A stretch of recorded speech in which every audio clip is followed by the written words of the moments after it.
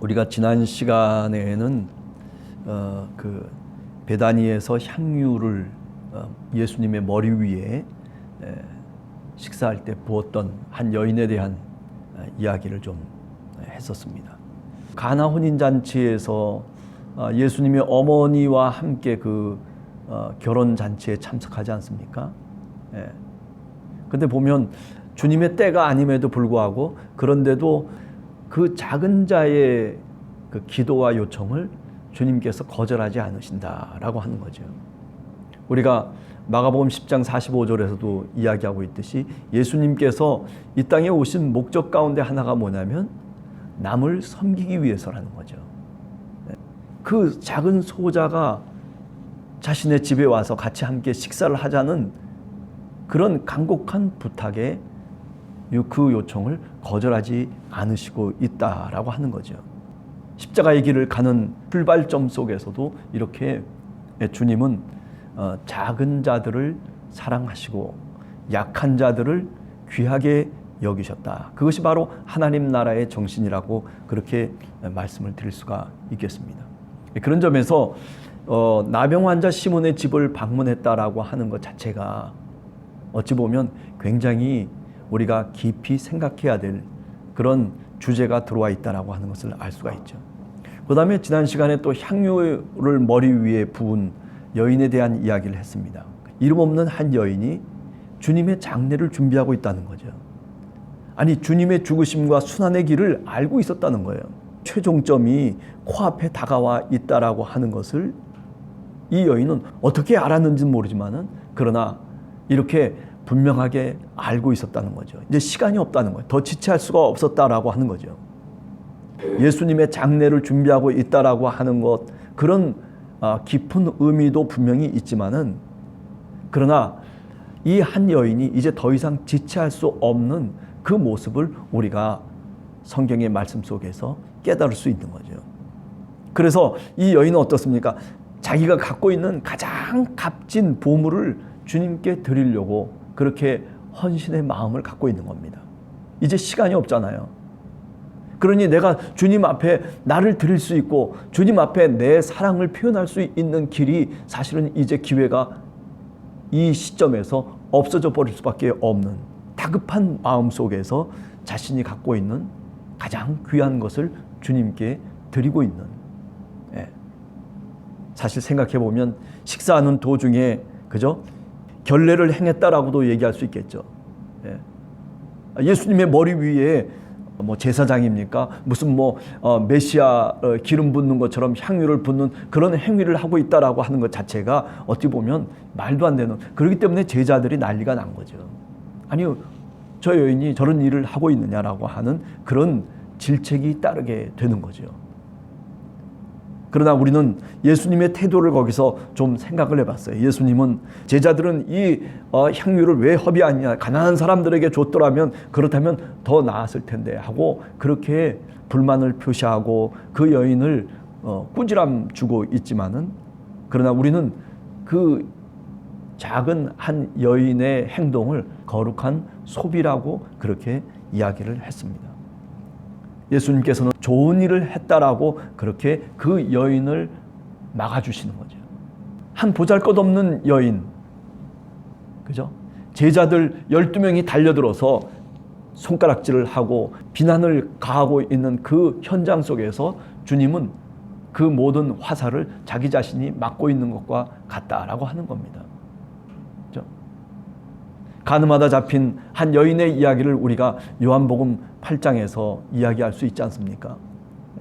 많은 사람들이 그 여인에게 돌을 던지려고 하는데 그런데 주님께서 그 모든 것들을 다 막아내시는 거죠. 마치 그런 모습과 같다라고 하는 거죠. 그래서 주님께서는 그 여인을 향해서 긍정의 언어를 이야기하고 있습니다. 내 장례를 위한 것이다 라고 제자들에게 설명을 해줍니다. 다시 말하면 예수님의 태도는 보잘것없는 한 사람에 대한 소중한 인격적인 대우를 하고 있다라고 말씀드릴 수가 있는 겁니다. 그야말로 예수님은 휴머니스트입니다. 남자와 여자를 가리지 않고 그리고 귀한 사람과 그리고 그렇지 않은 사람들을 차별하지 않고 동등하게 하나님의 귀한 자녀들로 주님께서는 대하고 있다라고 하는 거죠. 자, 오늘 그리고 난 다음에 가룟 유다의 배반의 이야기가 나옵니다. 가룟 유다의 음모라고 얘기할 수 있겠죠. 사실 생각해보면 가룟 유다는 12명의 제자들 중에 한 사람입니다. 재정을 맡은 자입니다. 주님의 신임을 받아서 그래서 돈꾀를 차고 있었던 제자였음에도 불구하고 그러나 마귀의 꾀임에 넘어가 버리고 마는 거죠. 자기 자신 속에 욕심을 이기지 못하고 자기 자신 속의 뜻을 저버리지 못하고 그리고 자신의 행동대로 행동했다는 것을 의미하는 것입니다. 예수님의 제자들은 다양한 출신들이었어요. 어부 출신들도 있죠. 그죠? 우리가 잘 알듯이 베드로와 요한과 야고보와 안드레와 나다나엘 같은, 그죠? 뭐 바돌로메라고도 얘기하지만은 그런 사람들은 어부 출신들이죠. 세리 출신도 있었어요. 그죠? 누굽니까? 마태라고 하는 사람이 세리 출신이죠. 또 우리가 누가복음 19장에 보면은 세리 출신 중에 한 사람이 누구예요? 삭개오라고 하는 사람도 아마 어쩌면 주님의 수많은 제자들 가운데 하나가 아니었을까라는 생각도 해보게 되죠. 세리 출신. 그런가 하면 열심당원들도 있었어요. 열심당 시몬이라고 하는 제자도 있었고 또 그런가 하면 그거보다 더 강렬한 그런 시카리스라고 하는 강도라고 하는 그런 쪽에 속해 있는 사람들도 사실은 있었단 말이죠. 우리가 가룟 유다라고 하는 이름 자체 속에서 보면 시카리스, 그 히브리어로 얘기하면 가룟이라고 하는 말이 시카리옷이라고 하는 그런 말에서 나온 이름이다라고 학자들은 그렇게 생각을 하고 있습니다. 다시 말하면 예수님과 함께 두 강도가 옆에 달려 있었잖아요. 그 강도라고 하는 말이 시카리스, 가룟이라고 하는 말이라고 그렇게 학자들은 대체적으로 생각을 하고 있습니다. 그런 면에서 보면 이 가룟 유다는 예수님을 통해서 예수님과 함께 뭔가 다윗의 나라를 이루어야 되겠다라고 하는 그런 강렬한 자기 의지를 갖고 뜻을 펼치기 위해서 주님의 제자로 그래서 충성을 다했던 그런 장본인이 바로 가룟 유다라고 그렇게 말씀드릴 수 있는 거죠. 그런데 예수님이 이제 마지막까지 가까워왔는데도 불구하고 뭔가 변화되는 것이 없어요. 그죠? 아니 자신이 생각할 때는 무기를 들고 뭔가 많은 사람들을 규합하고 그리고 호산나 하는 그 수많은 예수님을 따라다니는 사람들을 모아가지고 저 성을 향해서 쳐들어가고 그리고 반란을 일으키고 그래서 뭔가 하나님의 나라를 이루어야 될 것처럼 그렇게 가룟 유다는 생각했는데 그런데 예수님은 뭐라고 얘기합니까? 내가 죽을 것이다 라고 얘기를 하고 있거든요. 많은 사람들을 모으질 않습니다. 오히려 그 주변에 지금까지 있었던 사람들이 예루살렘 성에 입성하면서 그러면서 다 뿔뿔이 흩어지고 말았어요. 이런 예수님의 모습을 보면서 어쩌면 이 가룟 유다는 실족하고 말지 않은가라는 생각을 해보게 됩니다. 이스라엘의 회복이라고 하는 그런 거대한 꿈을 갖고 주님 앞에 나왔음에도 불구하고 그러나 주님은 고난의 종으로 자신의 십자가의 길을 가고 있다는 것을 깨닫고 난 다음에 이것이 아니다라고 판단하고 그리고 그 속에서 실족하고 실망한 거죠. 자, 이렇게 본다면 가룟 유다라고 하는 사람은 현세적인 관점으로만 주님을 본 겁니다. 정말 중요한 것들을 보지 못하는 거죠. 하나님의 뜻을 주님의 모습과 주님의 말씀 속에서 찾았어야 되는데 그런데 그렇지 못하고 자기 뜻만을 고집하고 있는 한 인간의 모습이죠. 사람의 뜻으로만 살아가려고 했던 가룟 유다. 아니 자신이 십자가에 달려 죽고 죄의 용서를 통해서 비로소 하나님의 뜻을 이루어가는 그 하나님의 방법을 깨닫지 못했다라고 하는 거죠. 그저 인간의 방법으로만 생각한 거예요. 그래서 그 배신감 속에서 어쩌면 학자들의 견해를 우리가 잠깐 생각해 보면 결국 주님을 팔아넘겨버린 거죠. 아니 생각해 보세요. 자신이 따랐던 사람을 배신하고 아니 대제사장들에게 저 유대인들에게 팔아넘긴다는 게 이게 인간으로서 해야 될 일은 결코 아니잖아요. 양심을 저버리고 그것은 어찌 보면 자신 속에서 붕괴하고 있는 그 분노를 표출하고 있는 장면이 바로 오늘 우리가 읽은 가룟 유다의 모습이다라고 얘기할 수 있죠. 자신이 찾아갔어요. 대제사장들에게 찾아가가지고 내가 예수를 너희에게 넘겨주리라. 선생을 넘겨주리라고 하는 게 아니에요. 예수를 넘겨주겠다는 거예요. 그러니 얼마나 주겠느냐라고 먼저 거래를 합니다. 짐승을 팔아 넘기는 것처럼 매매를 해서 그래가지고 팔아 넘기겠다는 겁니다. 그러니 먼저 선불을 달라는 거예요. 그래서 얼마를 줬습니까? 은 30을 달아줬습니다. 은 30세겔을 줬다는 거예요. 돈의 욕심 때문에 그랬을까요?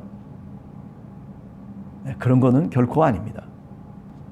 은 30세겔이라고 하는 것이 사실은 그렇게 큰 돈이 아닙니다. 출애굽기 21장 32절을 보면 황소가 사람을 뿔로 받아가지고 죽게 했을 때에 그 황소 주인이 벌금으로 물어줘야 할 금액이 바로 은 30세겔이에요. 그러니까 어떻게 보면 황소값을 갖고 그리고 사실은 말하자면 그 돈을 받고 예수님을 팔아 넘기는 장본인이 바로 이 가룟 유다라고 얘기할 수 있는 거죠. 돈이 부족해서 뭐 그 금액을 갖고서 그래가지고 뭐 이런 일을 이런 범행을 했겠습니까? 그런 건 아니죠. 마음속에 있는 분노를 참지 못한 거예요. 내가 지금까지 따라왔던 이 모든 것들이 수포로 돌아가고 있는 자기 뜻을 세우지 못하는 한 인간의 실망감과 배신감 속에서 이런 일을 감행하게 된 것이다 라고 얘기할 수 있는 거죠. 얼마를 주려느냐. 은 30세겔을 줬다라고 하는 거죠. 먼저 선불로 받아서 그 마음이 어땠을까요? 돈 받는 그 마음이 어땠을까요?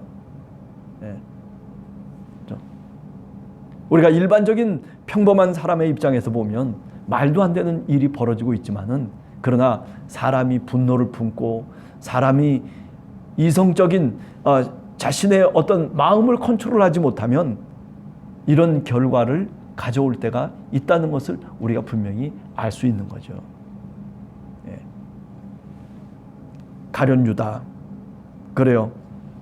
자신의 뜻을 세우기 위해서 주님의 제자로 그리고 주님께 3년 동안 충성을 다했던 제자였지만은 그러나 결국 마지막이 이렇게 돼버리고 마른 거예요.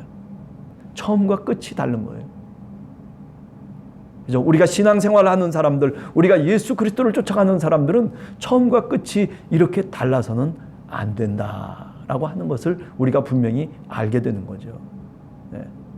나는 오늘 또 어떻게 주님을 섬기고 있는지, 나는 어떻게 오늘 또 주님을 따라가고 있는지, 내 뜻을 이루기 위해서, 내가 갖고 있는 것을 더 부풀리기 위해서, 내 행복을 더욱더 보장받기 위해서. 그러나 만약에 우리들 삶 속에 우리 인생의 길 가운데 유익이 아니라 오히려 어려운 일이 부닥치게 되면 그러면 우리는 어떻게 할 겁니까? 그죠? 우리가 종종 신앙생활 하다 보면 힘든 일이 있을 때 주님을 떠나는 사람들이 있어요. 아니 힘든 일이 있을 때 더 주님을 붙잡고 십자가의 길을 가는 이 길 속에서 제자들이 같이 함께 모여서 기도하고 그리고 주님과 함께 따르겠다라고 그렇게 결심하면서 따라가는 제자들은 없단 말이죠. 이것이 예수님에게는 가장 큰 불행이 아니었을까라는 생각을 해봅니다. 그죠? 누구 하나 나와 함께 동행해 줄 사람이 없다는 것. 아니 어쩌면 그것이 예수님의 운명이었는지도 몰라요. 아니 우리는 어쩌면 이 예수님처럼 이런 존재인지도 몰라요. 내 옆에 있는 사람들이 결국 내 곁을 떠나가 버리는 거 아니겠습니까? 내 죽음의 길, 내 요단강을 건너는 그 길에서 나와 함께 동행할 사람이 누가 있겠습니까? 우리가 생각할 때 하나님밖에 없는 겁니다.